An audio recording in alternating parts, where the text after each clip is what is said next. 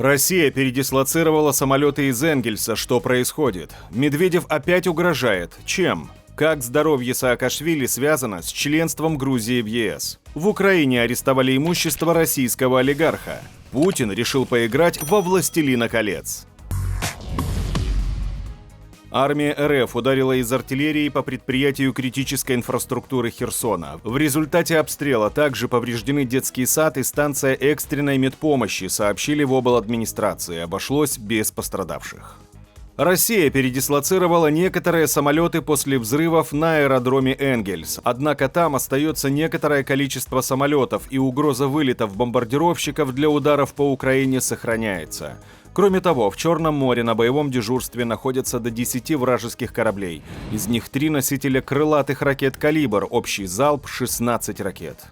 В Украине арестовали имущество российского олигарха Алишера Усманова. Он входит в окружение высшего военно-политического руководства Кремля. СБУ совместно с детективами Бюро экономической безопасности изъяла из подпольных складов более 160 тысяч тонн украинской железной руды, почти на 2 миллиарда гривен, принадлежавшей Усманову. Сырье собирались переправить на нужды российского ВПК. Вступление Грузии в Евросоюз напрямую связано с делом экс-президента страны Саакашвили. В случае его смерти в тюрьме Тбилиси может забыть о членстве, заявили в Европарламенте. Ранее в организме Саакашвили обнаружили следы мышьяка. Сторонники Саакашвили требуют его лечения за границей. К этому призвали также лидеры Украины и Молдовы. Однако грузинские власти на это не соглашаются.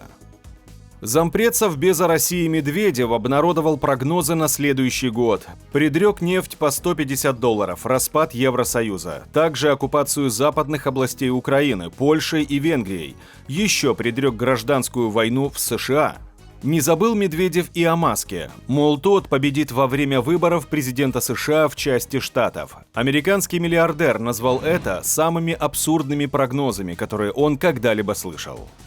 Путин подарил участникам неформального саммита стран СНГ перстни с так называемой символикой содружества. Золотое кольцо публично надел только Лукашенко. Лидеры Азербайджана, Казахстана, Армении, Узбекистана, Кыргызстана, Туркменистана и Таджикистана этого делать не стали. В соцсетях проводят параллели с трилогией Толкина «Властелин колец». Там властитель тьмы Саурон раздал 9 перстней правителям 9 королевств, после чего те стали его рабами. Это главные новости 27 декабря. Подпишись на канал и оставь свой комментарий под видео.